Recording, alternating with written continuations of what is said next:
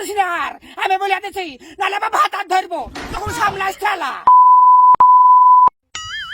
মার কাছে আর ভাল লাগছে না, আব্বার কাছে ঠিক ছিল। তো ঠিকই বলেছি, মার কাছে আইসি তুই শাক তুল গাছ তুল, আব্বার কাছে থাকলে এসব করতে হয় না। খো ও এখন ঝাল বাড়া দিলা পেতেছে না লাগে আব্বার আবার টান নাকি? এই চুয়ার বা শুধু মার দিকে টান। আচ্ছা কি বলছিস রে? ওই তুই কি বলছিস?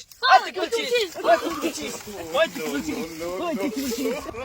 তাহলে দেখো ধরে এই সকল ধরে কাজ এই থাম না এই কুকুর মুখারা তোরা এইভাবে ঝামেলা করবি বাবা তুই এত লেগে গেছে আমি সাজা করে নিয়ে এসেছি শাক তুল নালে খেতে পাবি না এবার জ্বালা তোর করিস না আর আমি বলে দিচ্ছি নালে আবার ভাত আর ধরবো তখন সামলাস ঠেলা। এই মা তুমি আমার বিয়ে করো ওদেরকে আব্বার কাছে পেটে দাও, তোমার কান ধরে আমার ভালো লাগে না। বিয়ে করার কথা বলছি কে বিয়ে করবে আর কে বিয়ে করবে? তোর মারার রস নাই রে, তোর মারার রস নাই। 2 সপ্তাহ থেকে কুদ্দু শাক মরে না তো পাত্তা নাই, ঝাল মারা দিলে বেগলা খাতে পাতি সেগুলো আমার পাবি না।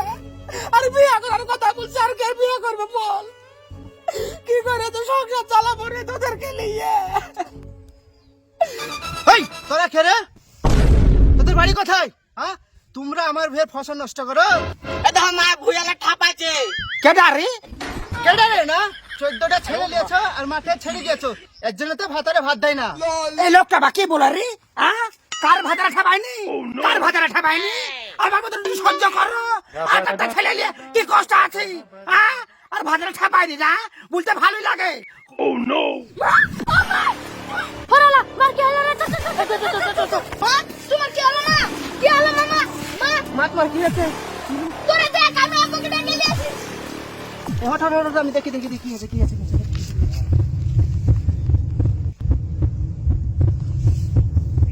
এই আপনি মার বুকে হাত দিছেন কেন? থাম দেখিস না। আরে খুশির খবর রে, তোর মার আবার ছেলে হবে।